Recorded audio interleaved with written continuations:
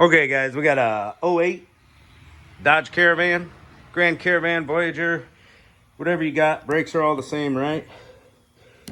This works for a wide variety of years. Oh yeah, this is all the tools you're gonna need right there. That's it. That's it.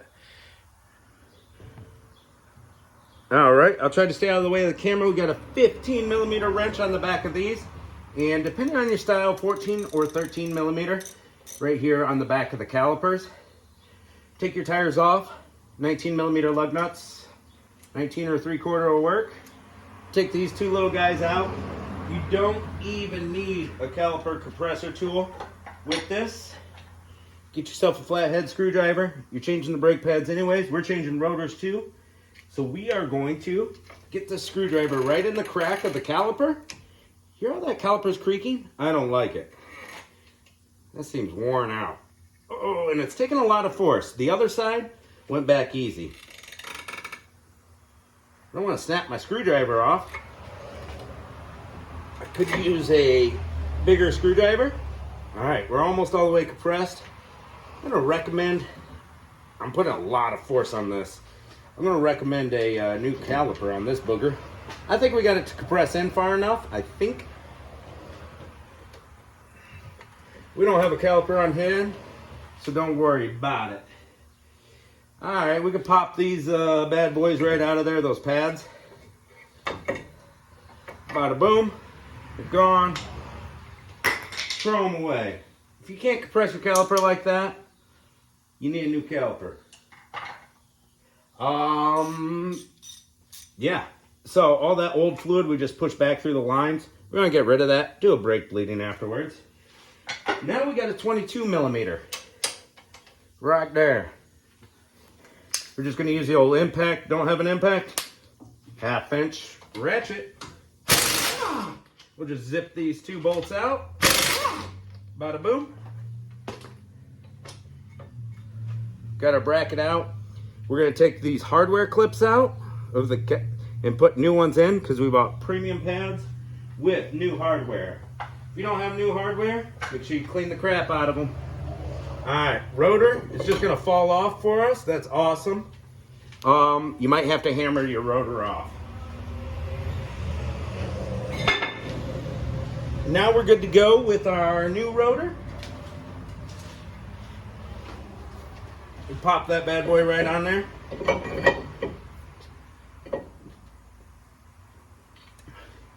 To make the mounting bracket line up easier, what I like to do is just take me a lug nut and spin it on there to hold the rotor completely straight.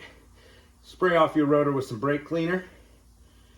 All right, there we go. Now, this is super rusty. What I'm gonna do is take a wire brush or my Dremel tool and clean out, after I take this hardware off, clean out where the new hardware is gonna sit.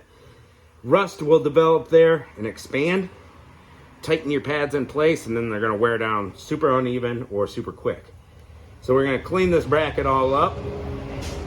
Won't take long. And make sure your hardware spins and goes in and out. We're gonna clean the old grease off, put new grease in. I'm even gonna put just a thin layer of grease in between where the hardware sits in the caliper mounting bracket after I clean it up, and just a little tiny bit right here on the hardware where it contacts the ears of the pad. That'll keep them sliding the way they should. All right, let's go off camera, get this cleaned up, and I'll be right back. Bracket's all cleaned up, and I put the pads in. It's just easier that way. Bada boom. Put a little silicone-based brake grease on your caliper where it contacts the back surface of the pads. That's recommended. And we just pop this bad boy right on there. It's easier to line up the top one first. Just trust me on this. Just trust me, guys. I know my hair's pretty crazy today. All right, we want these to be nice and tight. They're big bolts. They ain't gonna snap on you, even with this super heavy duty dude. Come back and hit this one. Perfecto. Squeeze your pads together. They can vibrate out of there when you're using a gun. This one almost did. Let's see if that caliper pushed back far enough. All right, so we're gonna put it over the pads. Yes, it did. All right, so you don't have to be all the way bottomed out on the caliper for it to fit over 100% thickness pads and rotors. That's cool. I like when they're that way. That's not always the case. All right, so we got our 13 millimeter bolts. The other side was 14. Just depends on if the caliper's been replaced or not. Honestly, that caliper looks like it's been replaced. This one looks like it hasn't. We'll get around to that caliper one of these days. Now this is one of the easiest brake jobs in the world, right? I just did one the other day that was easy peasy lemon squeezy Chevy HHR.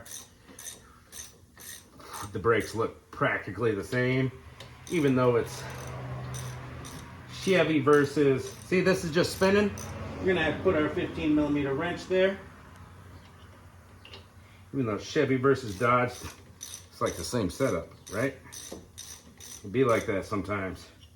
All right, come back to this one, make sure she's tight. Gotta put the wrench in there. Now these are small bolts, don't snap them off, but make sure you got that torque on them. There we go, perfecto. All right, we are all assembled. Now what you gotta do is, now you gotta pump your brake pedal so that that piston presses out on those pads and seats the pads against the rotor.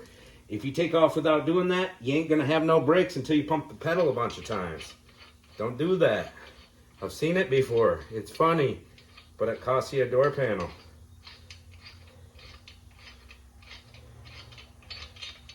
All right, lug nut off. These rims, if you're anywhere up north like us, or you got a hub assembly, brakes causing extra heat, just do yourself a favor, or the next mechanic a favor, and put some anti-seize on these studs. But more importantly, there's just something about the metal of these lug nuts against the aluminum of the rims. If you have aluminum rims, please, for the love of God, the lug nut seize right here. See how I'm putting it right in there? They seize to the aluminum, the flat part of the lug nut. So put a little right there too. All right, so we're gonna put our tire back on, pump the brakes, bleed the brakes. Well, you know, we're gonna pump the brakes, bleed the brakes, then put the tire back on, right? So we can get to that bleeder screw back here. Bada boom, got a cap on it. It's probably a 10 millimeter. Watch a video on brake bleeding if you don't know how. Thank you for watching. Take care. Don't forget to like and subscribe.